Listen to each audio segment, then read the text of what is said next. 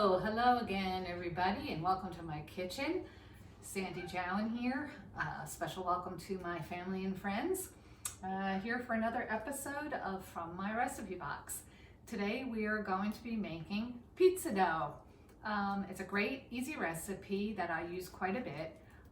It can make enough dough for three regular size thin crust pizzas, or two regular size pizzas if you want your pizza dough, your crust to be a little bit thicker.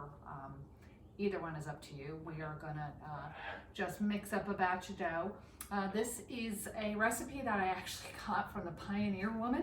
I was searching around trying to find a really good pizza dough that was homemade, that I could do on a regular basis. And I found this recipe and it just works perfectly. So the first thing we're gonna do is we're gonna address your yeast. So this is dry active yeast, it's a teaspoon. You're gonna put that teaspoon of yeast, as you can see it's powdery and dry, in a cup and a half of warm water. So you just pour it on top and you kind of let it sit there and activate and proof with the warm water while we get the other elements of the dough started. So this way the yeast will start to react and start to bloom and get ready and do what it needs to do to make the dough rise later. So we'll leave that there. Then we need 2 cups of bread flour and 2 cups of whole wheat. Now, the reason you use bread flour, I actually looked it up, is that bread flour has more protein. It's made with a harder type of wheat, and so it has as much as 15% protein in it, as opposed to about 12% for all-purpose. So what it does is it actually gives the dough more sturdiness and body that you actually could use in a pizza dough or many types of bread, and that's why they call it bread flour. So soft wheats are used for all-purpose flour, and the harder wheats are used for what they call bread flour. So you can find bread flour in the supermarket. Keep it on hand if you want to make pizza dough. It stays pretty well. Just put it in an airtight container and you're all good to go. Whole wheat is just regular old whole wheat flour. So here's the 2 cups. You do need a stand mixer for this with a pizza dough hook. Hopefully you'll be able to see this pretty well. Let me get the flours in there. And get rid of that dough hook just so I can get them in the bowl without making too much of a mess. So there goes the bread flour. Now, could you use all-purpose flour? Yes, you probably could. If that's all you have on hand, go ahead and give it a try. It will make a wetter consistency dough right off the bat. So, you know, you might have to add a little bit more flour once you get it kneaded together. You can determine that. But you don't want to come out of this with a really overly wet or sticky dough. So I just have a spoon and mix those 2 together very lightly. You could use your dough hook to bring them together. The dough hook takes a while, so just use a spoon. And then a teaspoon of regular kosher salt. Can you use table salt? Yeah, just use a little less. I wouldn't use a full teaspoon, maybe 3/4. You know, the kosher salt is the bigger crystals. The higher amount of the kosher salt, you're actually getting less overall salt. Like, so for a teaspoon of kosher salt, you are gonna get less than if you were doing a full teaspoon of regular table salt. So be careful when the recipes call for different kinds of salts, because that will be an issue. You don't want salty dough either. So just mix the salt in there. All right, and the next thing we have is olive oil, 1/3 of a cup of olive oil that we're going to drizzle in. Notice mixing the yeast. That's because the water and the yeast are combined pretty good right now. Warm water, not hot. If you use hot, you'll kill the yeast. And don't use lukewarm, because it's that in between that warm and cool stage. Lukewarm water won't activate the yeast. Yeast doesn't like it cold, obviously. It's living, so once it combines with the water, right? So, okay, dough hook back on. And we're going to start that dough hook going on a very low speed. We're going to lock the mixer. The olive oil, I say for this, use a good olive oil. This is a Greek olive oil that we actually get in Manhattan, and it's really, really flavorful. Any really good, extra virgin olive oil is something I would use in this pizza dough to help give it flavor. I wouldn't use a light olive oil or any other kind of vegetable oil or anything like that. A really good, solid, full-bodied olive oil is what you want for this. Okay, so we're gonna get this going. And then what it wants you to do is it wants you to drizzle the olive oil in the mixer real slowly so that it starts to incorporate with the flours. So that's exactly what we're going to do here.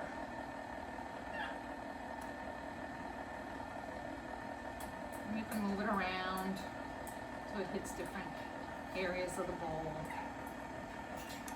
And once I get all this olive oil in here, I'll go in with a spoon and push it around also.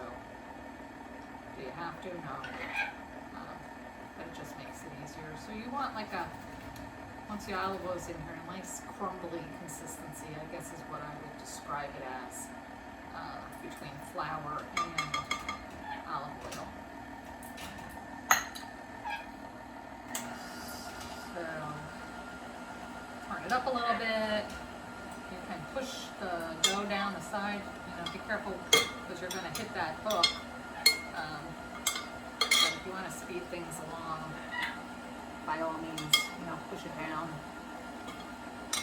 so that everything, gets incorporated and the olive oil is nice and mixed in with the flour.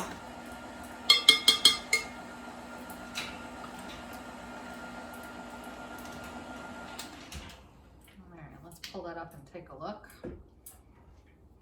So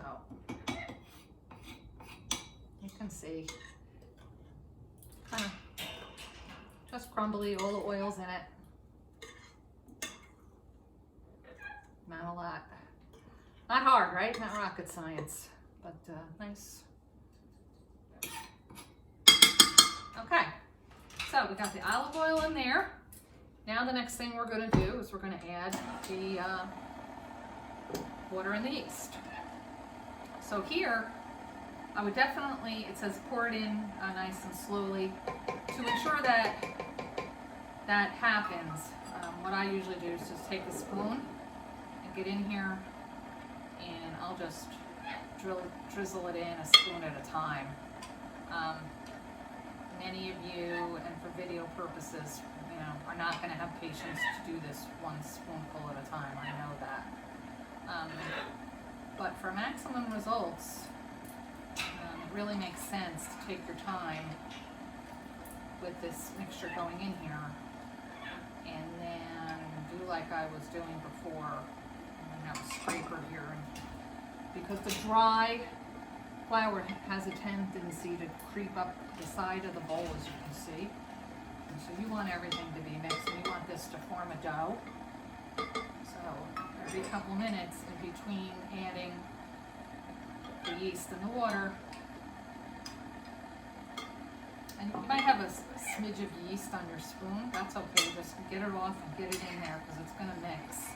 If it doesn't wholly mix in with the water, and you see little pieces of yeast floating around, don't worry about it. Just get it in there.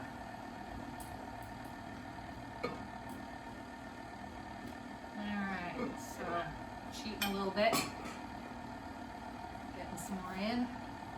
As you can see, we're starting to form a dough already. It's looking good.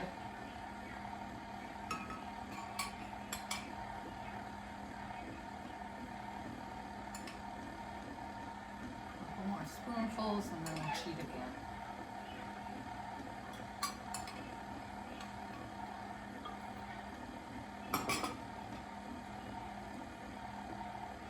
Now, the dough hook is going to do a lot of the kneading for us.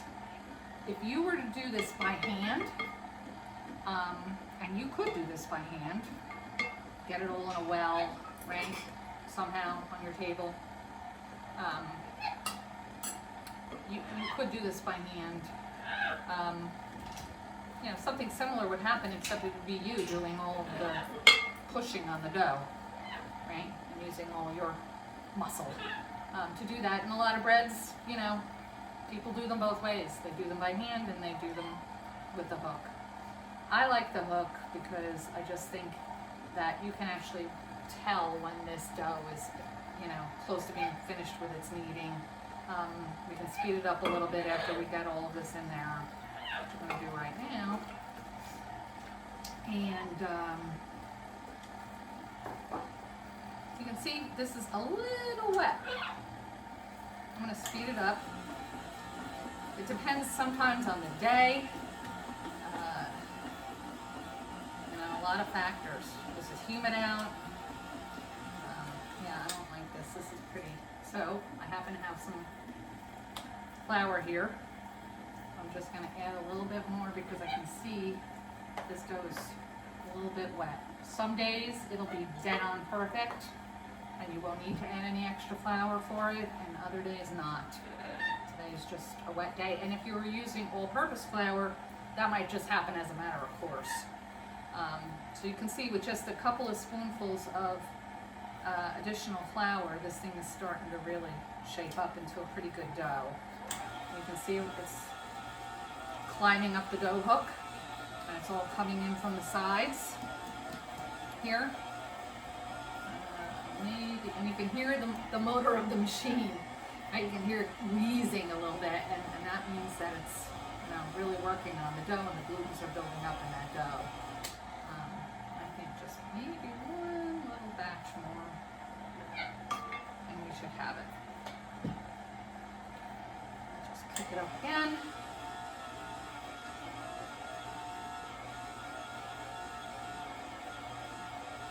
Alright, so now you can see, I don't know, hopefully you can see it's starting to smooth out in here. And that's an indication when it looks like it's come together in a nice ball from the bottom up onto the hook, and it's starting to look like it's smooth, then I think you consider yourself ready to take it out of the bowl and work at that last little bit on a surface. And you can hear it's really struggling now, so that's also a sign that you're in good shape. I'm going to turn that off, open this up. Here's where you get your hands dirty. Get it off the hook.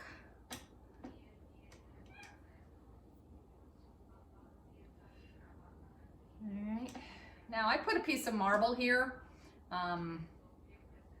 Pieces of marble from my dad that he made me years ago, but if you are on your counter, that's fine too.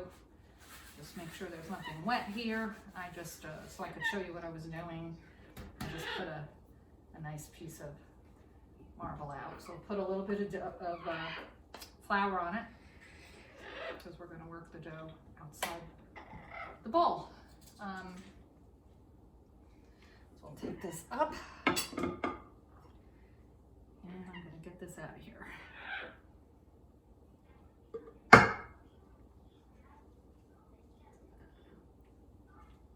Yeah, you can see even now it's still a little sticky, but nothing we can't work with.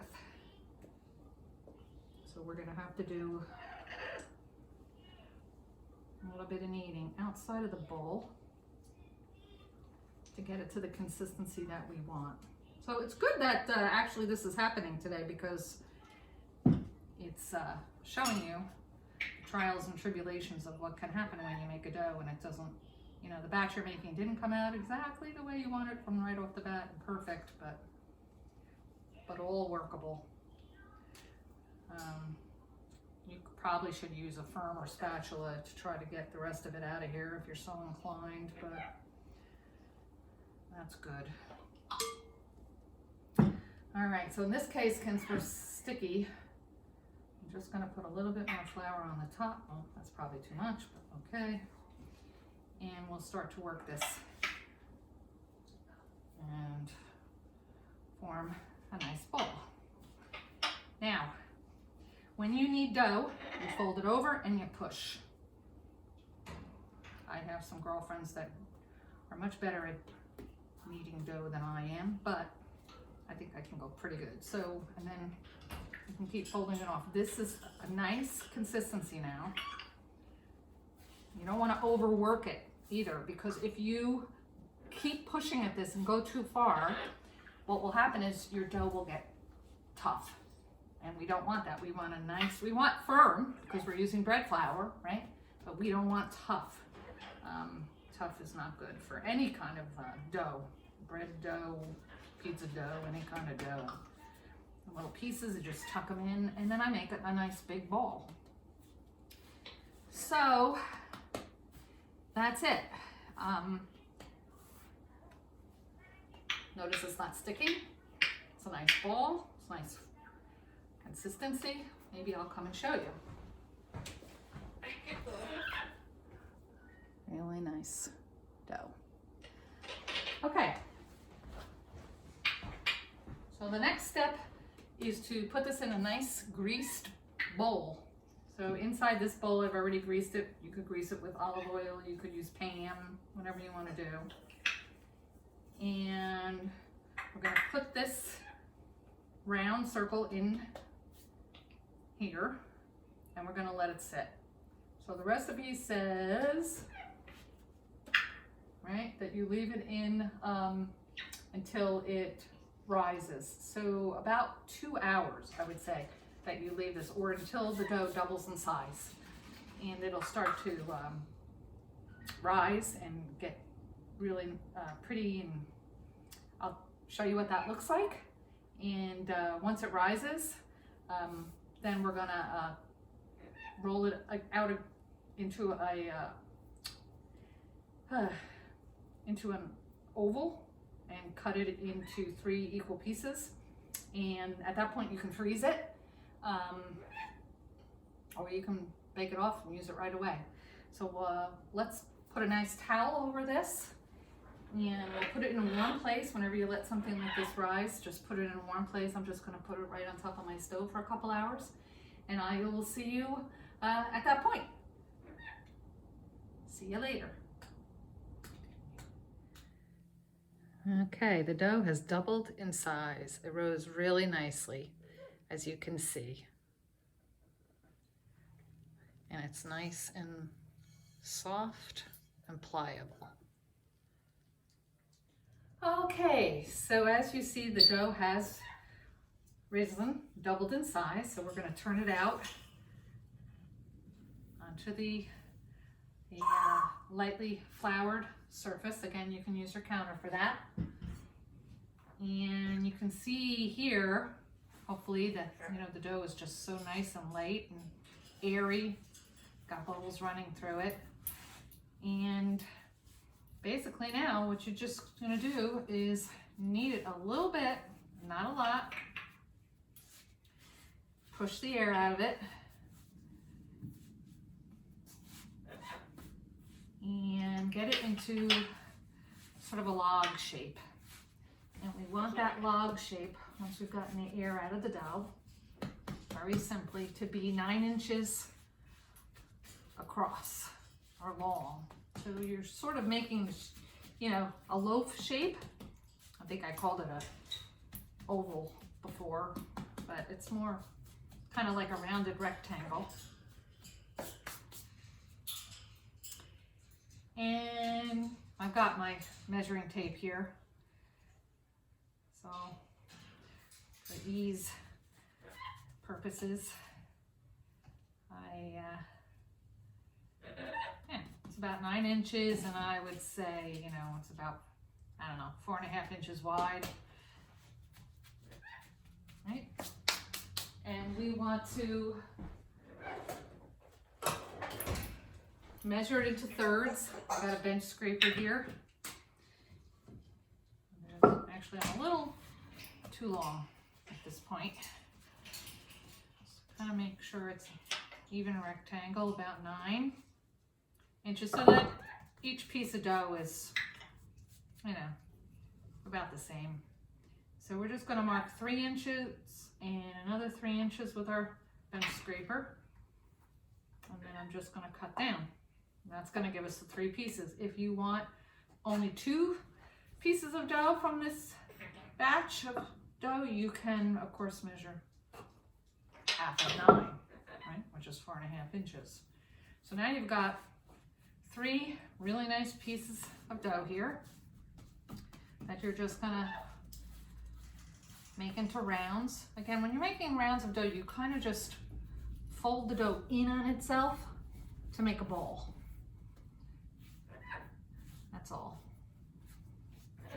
It's really soft and really pliable at this point. All right. And we've got nice 3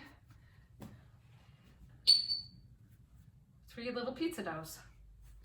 Okay, so what I do at this point is I'm going to leave one aside, keep it in the bowl, cover it again, and let it sit until later when I want to make my pizza. I'm going to make 1 pizza tonight. And then I just take the other 2 and I wrap them in saran wrap. Very easy. Wrap them in some saran wrap. I'll bring this one over here so you can see. And pop them right in the freezer. And that's it. You've got pizza dough for pizza in the future. They'll freeze really nicely. When you're ready to use one, you just take it out, get your bowl, grease the inside of the bowl, put the frozen piece of dough in the bowl, cover it with a towel, and set it out. You can put it out in the morning and it'll just sit, it'll rise. Doesn't rise too much on the second rise, but it'll be okay pretty much all day until you're ready to make the pizza at supper time if you take it out in the morning sometime. And it'll be just as good as if it were fresh. So I hope you enjoyed the pizza dough recipe from the recipe box today. As usual, I'll put the recipe card in the description with the video. And I hope you guys all try this dough out really soon and keep it in your recipe box as well. Thanks everybody. Take care. Until next time.